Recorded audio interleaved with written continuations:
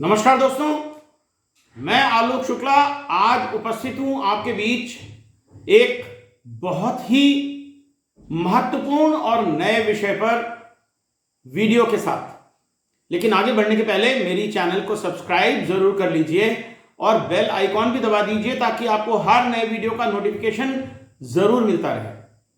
साथ ही आपसे अनुरोध है कि इस महत्वपूर्ण और मजेदार वीडियो को लाइक जरूर करें और इसको ज्यादा से ज्यादा शेयर भी करें। आज मुझे बेहद खुशी है और वो इसलिए कि छत्तीसगढ़ में कल जो माध्यमिक शिक्षा मंडल ने 10वीं और 12वीं के परीक्षा परिणाम घोषित किए हैं, उसमें छत्तीसगढ़ के स्वामी आत्मानंद स्कूल के बच्चों ने जबरदस्त बाजी मारी है।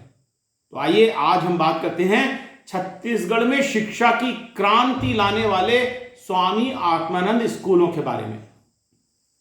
9 अप्रैल को छत्तीसगढ़ माध्यमिक शिक्षा मंडल ने 10वीं और 12वीं की बोर्ड परीक्षाओं के परिणाम घोषित किए। दोनों परीक्षाओं में स्वामी आत्मानंद स्कूलों के बच्चों ने प्रावीण्य सूची में ढेर सारे स्थान प्राप्त किए। 12वीं की प्रावीण्य सूची के प्रथम 10 स्थानों में 20 बच्चों में से 7 बच्चे स्वामी आत्मानंद स्कूलों के हैं और 10वीं की प्रावीण्य सूची में प्रथम 10 स्थानों पर आए हुए 59 बच्चों में से 21 बच्चे स्वामी आत्मानंद स्कूलों से हैं। किसी भी दृष्टि से देखा जाए तो ये एक उत्कृष्ट प्रदर्शन है जिसके लिए इन स्कूलों के शिक्षक और बच्चे दोनों ही बधाई के पात्र हैं। शिक्षा से जुड़े हुए सभी लोगों की तरह मुझे भी उस समय बेहद खुशी मिलती है जब बच्चों को उनकी मेहनत का पुरस्कार मिलता है। स्वामी आत्मानंद स्कूलों के बच्चों का यह उत्कृष्ट प्रदर्शन मेरे लिए तो विशेष संतोष का विषय है, क्योंकि इन स्कूलों में मेरा भी कुछ परिश्रम लगा हुआ है।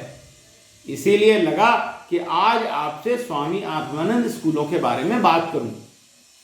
मुझे याद पड़ता है कि वर्ष 2020 में कोविड के लॉकडाउन के बीच में तत्कालीन मुख्यमंत्री भूपेश बघेल जी ने एक बैठक में एक बार कहा कि सरकारी स्कूलों में कोई अपने बच्चों को पढ़ाना ही नहीं चाहता क्योंकि उनमें पढ़ाई का स्तर अच्छा नहीं है।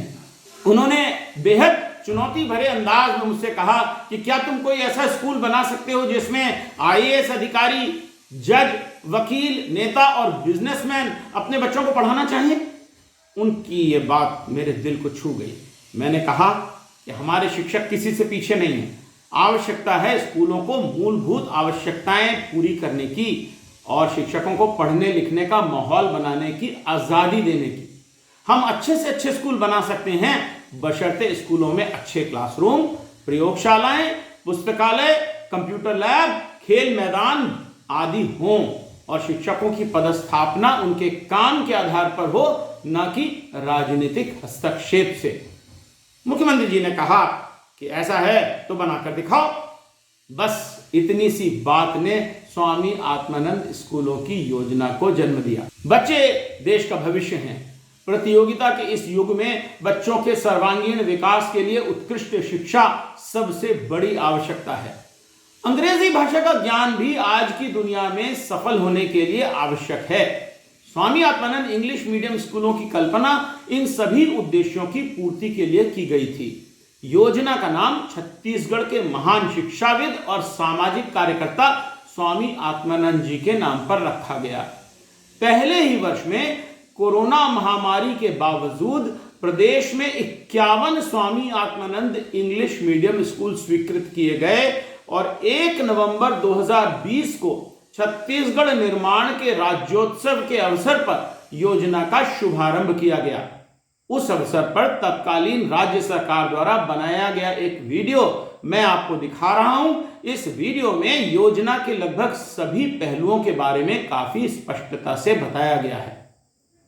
शिक्षा हर समाज और देश की प्रगति का प्रतिबिंब है। मुख्यमंत्री श्री भूपेश बघेल की संवेदनशील सोच से छत्तीसगढ़ सरकार ने उन परिवारों के सपनों को साकार करने का बीड़ा उठाया है जो आर्थिक विषमता की वजह से अपने बच्चों को अंग्रेजी माध्यम में गुणवत्ता युक्त शिक्षा देने में समर्थ नहीं थे। छत्तीसगढ़ सरकार ने गुणवत्ता युक्त शिक्षा की अलख जगाकर नवा छत्तीसगढ़ गढ़ने, स्वामी आत्मानंद अंग्रेजी माध्यम स्कूल योजना के माध्यम से प्रदेश के 51 शासकीय विद्यालयों को सर्व सुविधा युक्त अंग्रेजी स्कूलों में उन्नत किया है। उत्कृष्टता से शिक्षा का संकल्प लिए अंग्रेजी माध्यम के इन स्कूलों में शिक्षा निःशुल्क है। स्मार्ट क्लासरूम की बैठक व्यवस्था में बच्चों की सहूलियत का विशेष ध्यान रखा गया है। उन्नत लाइब्रेरी, अत्याधुनिक लैब, कंप्यूटर और साइंस लैब के साथ ही ऑनलाइन शिक्षा की भी पूरी सुविधा उपलब्ध है। इन स्कूलों को विकसित करने हेतु 130 करोड़ रुपए प्रदान किए गए हैं। स्कूलों के वर्तमान ढांचे में परिवर्तन कर उसे अत्याधुनिक तरीके से आकर्षक रूप दिया जा रहा है। बच्चों के सर्वांगीण विकास के लिए उच्च शैक्षणिक वातावरण में खेल और कलात्मक गतिविधियों से बच्चों में उनकी रचनात्मकता, भौतिकता को नया आयाम देने सुविधा युक्त खेल मैदान, एम्फी थिएटर जैसी व्यवस्थाएं की गई हैं। खूबसूरत डिजाइन में तैयार विद्यालय भवन भी बच्चों को प्रेरित कर आत्मसम्मान का भाव विकसित करे, इसके लिए भवन के डिजाइन भी आकर्षक है। ऐसे प्राचार्यों का चयन किया गया है जो न केवल पढ़ाई और प्रबंधन में विशेष योग्यता हासिल किए हैं, बल्कि उनमें अपनी संस्था को सर्वोत्तम बनाने का जज्बा भी है। इन उत्कृष्ट विद्यालयों में गुणवत्ता हेतु जिलों को स्वायत्तता प्रदान की गई है, जिससे स्कूल के प्रबंधन और शिक्षकों का चयन सावधानी पूर्वक किया जा सके। उन्हें ऑनलाइन उत्कृष्ट प्रशिक्षण भी प्रदान किया जा रहा है। कोविड-19 के चलते जहां शासन द्वारा सभी स्कूल बंद हैं, वहीं इन स्कूलों में ऑनलाइन कक्षाओं के साथ ही खेल, कला, सांस्कृतिक सहित अन्य गतिविधियां भी संचालित की जा रही हैं। गुणवत्ता युक्त अध्ययन और स्कूल प्रबंधन को अनुशासित स्वरूप देने उत्कृष्ट शिक्षक चयनित किए गए हैं। छत्तीसगढ़ सरकार के इस महत्वपूर्ण कदम से अब समाज का हर वर्ग पूर्ण समानता के साथ अपने सपनों को साकार करेगा और बच्चों का भविष्य स्वर्णिम होगा।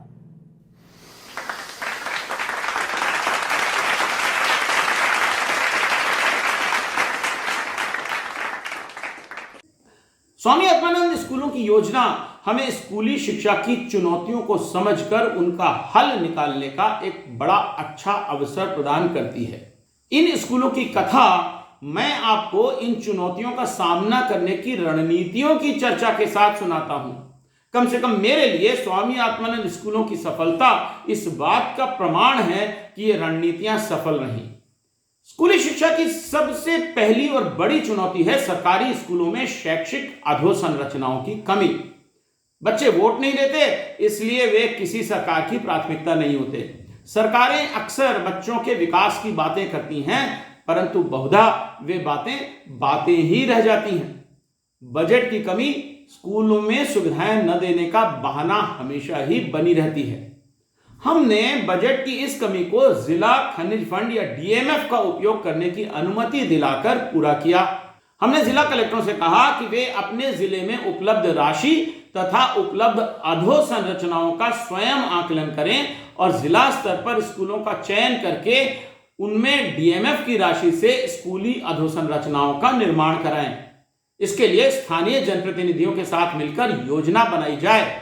कलेक्टरों से यह भी कहा गया कि वे पहले से उपलब्ध स्कूलों के भवनों में ही रेनोवेशन का कार्य कराएं, जिससे धन भी कम लगे और काम भी जल्दी पूरा हो सके। क्योंकि डीएमएफ की सारी स्वीकृतियां जिला स्तर पर ही होती हैं, इसलिए राज्य स्तर से किसी स्वीकृति को जारी करने की आवश्यकता नहीं थी। कलेक्टरों को कोई टारगेट नहीं दिया गया, बल्कि उनसे कहा गया कि वे जितने स्कूल आसानी से बना सकें उतने ही बनाएं, लेकिन गुणवत्ता से कोई समझौता न किया जाए। इससे एक लाभ यह भी हुआ कि हर स्कूल के पुराने भवन के अनुरूप रेनोवेशन हुआ और सभी स्कूल भव्य बन सके। जहां रायपुर में आधुनिक निर्माण किया गया, वहीं कांकेर के राजा के पुराने भवन की भव्यता वापस लौट आई। इस बात का विशेष ध्यान रखा गया कि क्लासरूम, प्रयोगशालाएं, पुस्तकालय आदि में अत्याधुनिक सुविधाएं उपलब्ध हों। इसके लिए सभी स्कूलों के लिए प्लान स्थानीय रूप से उपलब्ध आर्किटेक्टों की मदद से तैयार कराए गए और उन प्लान्स के अनुरूप निर्माण कार्य कराया गया। निर्माण से लेकर सामग्री क्रय तक सभी प्रशासनिक कार्य स्थानीय रूप से जिला स्तर पर ही किए गए। राज्य स्तर से कोई दखलंदाजी नहीं थी।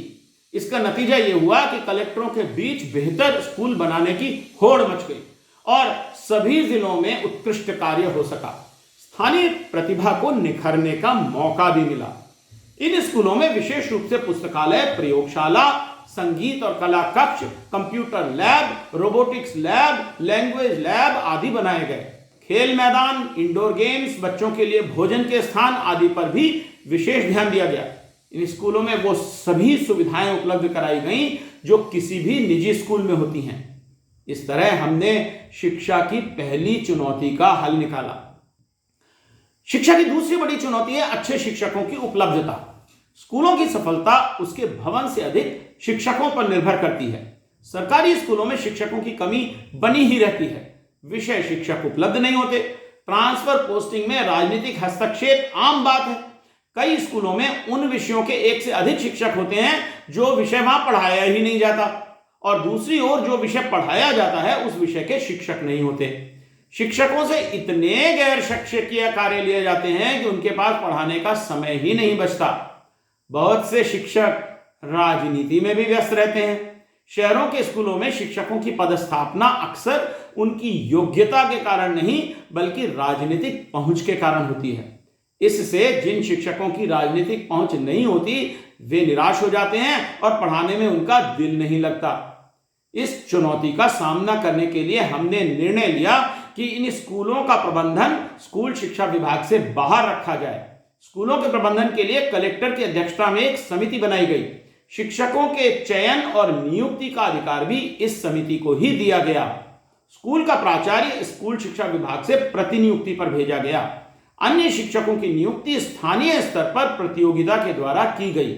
इससे यह भी सुनिश्चित हुआ कि इन शिक्षकों का अन्यत्र स्थानांतरण नहीं होगा। वे जिस स्कूल के लिए नियुक्त किए गए हैं वहीं पर पढ़ाएंगे। यह भी तय हुआ कि यदि उनके पढ़ाने में कोई कमी है तो उन्हें समिति द्वारा निकाला भी जा सकता है। मेरा अनुभव यह रहा है कि आमतौर पर इन स्कूलों की नियुक्तियों पर किसी ने उंगली नहीं उठाई। सरकार ने यह भी निर्देश दिए थे कि शिक्षकों की नियुक्ति के लिए आयोजित साक्षात्कार में कम से कम मुख्य कार्यपालन अधिकारी स्तर के अधिकारी उपस्थित रहें। इक्का दुक्का शिकायतों को छोड़कर कोई बहुत बड़ी शिकायतें इन नियुक्तियों के बारे में नहीं हुई, और जहां कहीं शिकायत हुई वहां पर नियुक्तियों को निरस्त करके नियुक्ति की प्रक्रिया दोबारा भी की गई है। मुझे यह कहने में कोई संकोच नहीं है कि स्वामी आत्मानंद स्कूलों की सफलता में स्कूलों के शिक्षकों का ही सबसे बड़ा योगदान है। अक्सर स्थानीय स्तर पर नियुक्त शिक्षकों को कम वेतन दिया जाता रहा है, लेकिन स्वामी आत्मानंद स्कूलों के शिक्षकों को राज्य शासन के शिक्षकों के बराबर ही वेतन दिया जाता है। यह भी एक कारण है कि शिक्षक दिल लगाकर पढ़ाते हैं और बहुत सारे अच्छे शिक्षक निजी स्कूलों को छोड़कर इन स्कूलों में काम करना पसंद कर रहे हैं। शिक्षा के लिए तीसरी सबसे बड़ी चीज है आधुनिक शैक्षिक तकनीकों का प्रयोग करना और स्कूलों में पढ़ने लिखने के माहौल को बनाए रखना। सबसे पहले प्राचार्यों के लिए राज्य की प्रशासन अकादमी में एक प्रशिक्षण आयोजित किया गया, जिसमें उन्हें क्लासरूम प्रबंधन करना, लेसन प्लान बनाना, बच्चों को शैक्षणिक आकलन करना आदि सिखाया गया। शिक्षकों को मोटिवेट करने और माता पिता तथा पालकों का सहयोग प्राप्त करने के तरीके भी बताए गए। स्वामी आत्मानंद स्कूल बमनी डी में किस तरह से शिक्षक पालक संवाद होता रहा है उसे आप इस वीडियो में देख सकते हैं। ऐसा ही लगभग सभी स्कूलों में होता है।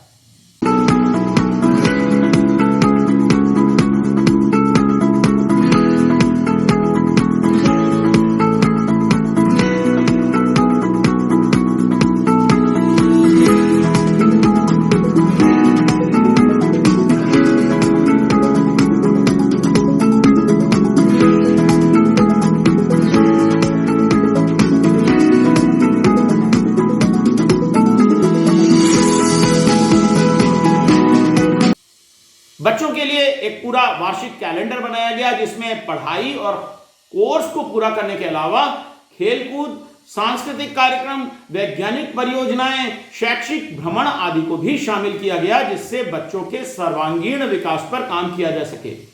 स्वामी आत्मानंद स्कूलों के बच्चों के लिए एक अलग 360 डिग्री रिपोर्ट कार्ड बनाया गया है, जिससे कि सभी बच्चों के सर्वांगीण विकास का आकलन भी किया जा सके और उनके पालकों को दिखाया जा सके कि उनके बच्चे किस प्रकार से आगे बढ़ रहे हैं। स्वामी आत्मानंद स्कूलों के लिए स्कूल स्तरीय और राज्य स्तरीय बाल पत्रिका का प्रकाशन, राज्य स्तरीय खेल प्रतियोगिता, राज्य स्तरीय सांस्कृतिक प्रतियोगिता आदि का आयोजन भी किया गया। पहले राज्य स्तरीय खेल समारोह के कुछ दृश्य आप इस वीडियो में देख सकते हैं।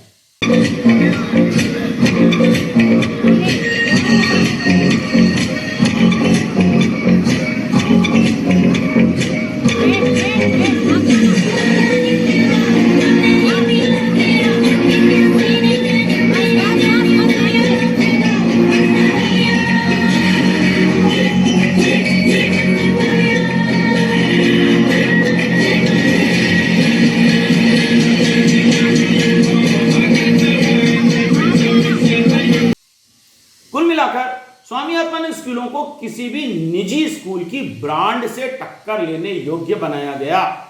बच्चों और शिक्षकों को यह एहसास होने लगा कि स्वामी आत्मानंद स्कूलों में पढ़ना लिखना गौरव की बात है। इन स्कूलों की सफलता के पीछे यह भी एक बहुत बड़ा कारण है।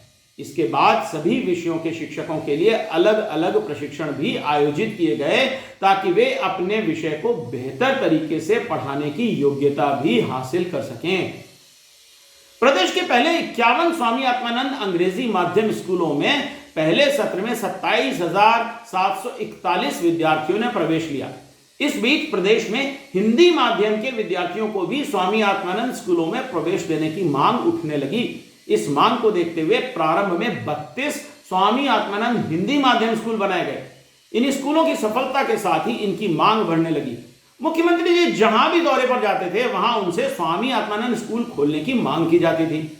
शहरों में तो इन स्कूलों में प्रवेश के लिए इतनी होड़ लगी थी कि मत पूछिए। रायपुर, भिलाई, बिलासपुर जैसे शहरों में इन स्कूलों में उपलब्ध एक एक सीट के लिए 40 से भी अधिक आवेदन आते रहे हैं। इसका नतीजा यह हुआ कि राज्य सरकार पर अधिक से अधिक स्वामी आत्मानंद स्कूल खोलने का दबाव बढ़ने लगा और 2023 के अंत तक प्रदेश में 377 अंग्रेजी माध्यम स्वामी आत्मानंद स्कूलों और 349 हिंदी माध्यम स्वामी आत्मानंद स्कूल प्रारंभ हो चुके थे। इन स्कूलों में शिक्षा सत्र 2023-24 में 4,33,918 विद्यार्थियों ने प्रवेश लिया था। सरकार की वेबसाइट पर आज की स्थिति में 751 स्वामी आत्मानंद स्कूलों में 14,221 शिक्षक और 4,50,604 विद्यार्थी दिखाए गए हैं। इन्हें आप इसी वेबसाइट पर एक नक्शे में भी देख सकते हैं। सरकारी स्कूलों के स्तर को श्रेष्ठतम निजी स्कूलों के बराबर लाने का तत्कालीन मुख्यमंत्री भूपेश बघेल जी का सपना भी सच हुआ। स्वामी आत्मानंद स्कूलों की लोकप्रियता और उत्कृष्ट पढ़ाई के वातावरण के कारण अनेक मध्यवर्गीय परिवारों ने अपने बच्चों को निजी स्कूलों से हटाकर स्वामी आत्मानंद स्कूलों में भर्ती कराया, जहां पर उत्कृष्ट स्तर की पढ़ाई निःशुल्क है। 1,20,778 विद्यार्थी जो पूर्व में निजी स्कूलों में अध्ययन कर रहे थे, अब स्वामी आत्मानंद स्कूलों में पढ़ रहे हैं। इन बच्चों के पालकों की निजी स्कूलों को पूर्व में दे जाने वाली फीस अब नहीं देनी पड़ रही है। एक अनुमान के अनुसार इन पालकों की लगभग 210.50 करोड़ की बचत केवल फीस न देने के कारण हुई है। कुछ समय पहले मैंने समाचार पत्रों में पढ़ा कि नई सरकार को स्वामी आत्मानंद स्कूलों के बारे में कई शिकायतें मिली हैं और सरकार इसके बारे में एक श्वेत पत्र भी लाएगी। इस बारे में एनडीटीवी पर माननीय स्कूल शिक्षा मंत्री जी क्या कह रहे हैं, उसे आप यहां देख सकते हैं। आत्मानंद स्कूल मामला उठा ध्यानाकर्षण के जरिए और ये अनियमितताएं के सवाल था और उस पर आपने कुछ निर्णय भी सुनाया है। हमने निर्णय किया है कि अब आत्मानंद स्कूलें कलेक्टर के अंडर में नहीं चलेंगी, वो शिक्षा विभाग के अंडर में चलेंगी और साथ में जहां जहां की भी शिकायत प्राप्त होगी उसमें शासन जांच करवाएगा और जो लोग दोषी होंगे उनके खिलाफ में कार्रवाई करेंगे। अच्छा, किस तरीके की अनियमितताएं सामने आ रही थी जो सवाल? अनियमितताएं जो है कि बिल्डिंगों का निर्माण जो है वो किसी से भी करवा लिया गया है, उसमें पैसों का भ्रष्टाचार किया गया है। बहुत सारी आत्मानंद स्कूलें जो पुरानी स्कूलें चल रही थी उनको परिवर्तित कर दिया गया, उनका नाम परिवर्तित कर दिया गया, कहीं कोई अनुमोदन नहीं लिया गया, बिना अनुमोदन के पैसे खर्च कर दिए गए, इस प्रकार की शिकायतें मिल रही। तो आत्मानंद स्कूल तो कंटिन्यू रहेंगे ना, उसमें कोई बदलाव तो नहीं रहेगा? स्कूल कोई बंद नहीं होगी, स्कूल चलेगी। मैं तो इस बारे में यही कहूंगा कि शिकायतों की जांच अवश्य होनी चाहिए और अगर किसी ने कोई अनियमितता की है तो उसे अवश्य सजा मिलनी चाहिए। लेकिन स्वामी आत्मानंद स्कूलों की लोकप्रियता और प्रावीण्य सूची में इन स्कूलों के बच्चों की सफलता ये दिखाती है कि इन स्कूलों ने छत्तीसगढ़ में शिक्षा को एक नई रोशनी दी है। कहीं ऐसा ना हो कि राजनीतिक प्रतिद्वंदिता का शिकार ये स्कूल भी हो जाएं। ऐसा हुआ तो छत्तीसगढ़ के बच्चों के साथ बड़ा अन्याय होगा। मैं ये मानता हूं कि हम अच्छे काम को और बेहतर बनाएं, इसकी संभावना तो हमेशा ही रहती है। इसलिए इन स्कूलों को बेहतर बनाने का प्रयास करना चाहिए। इन स्कूलों की लोकप्रियता के बारे में न्यूज स्टेट एमपी छत्तीसगढ़ पर एक रिपोर्ट आप यहां देख सकते हैं। बात करें smart class, computer room, basketball, volleyball और बैडमिंटन की सुविधा है। लाइब्रेरी डिजिटल रूप भी मौजूद है। यानी जो सुविधाएं बड़े निजी स्कूलों में रहती हैं, वो अब सरकारी अंग्रेजी माध्यम स्कूलों में भी मिल रही है और इनमें सबसे ज्यादा फायदा ग्रामीण इलाकों के बच्चों को हो रहा है। छत्तीसगढ़ सरकार की तरफ से शुरू किए गए स्वामी आत्मानंद अंग्रेजी माध्यम स्कूलों का क्रेज़ एकदम से बढ़ता हुआ दिखाई दे रहा है। आलम यह है कि अब लोग मंत्री और विधायकों से अप्रोच लगवा रहे हैं और अपने परिवार के बच्चों का एडमिशन करवा रहे हैं। बावजूद इसके एडमिशन की कोई गारंटी नहीं मिल पा रही है। दरअसल स्कूल के रिजल्ट इतने अच्छे आए हैं कि उसके बाद अभिभावकों का इस स्कूल की तरफ रुझान बढ़ता हुआ दिखाई दे रहा है। मैं तो यही उम्मीद करता हूं कि जन आकांक्षाओं के अनुरूप सरकार इन स्कूलों को पहले से बेहतर बनाने का प्रयास करेगी, जिससे छत्तीसगढ़ शिक्षा का उजाला चारों ओर फैलाता रहे। हाँ, एक बात और है, मेरे कार्यकाल के अंतिम समय में छत्तीसगढ़ में शिक्षा के लिए विश्व बैंक सहायता की एक नई योजना भी स्वीकृत की गई थी, जिसमें स्वामी आत्मानंद स्कूलों की नई स्वीकृतियों के लिए हजारों करोड़ रुपए की राशि उपलब्ध है। मुझे विश्वास है कि इस राशि का उपयोग भी छत्तीसगढ़ में शिक्षा की अलख जगाए रखने के लिए ही किया जाएगा। तो आइए हम सब मिलकर एक बार फिर से स्वामी आत्मानंद स्कूलों के बच्चों और शिक्षकों को बधाई दें। फिर मिलेंगे शीघ्र ही एक नए वीडियो के साथ प्रसंग में। तब तक के लिए नमस्कार।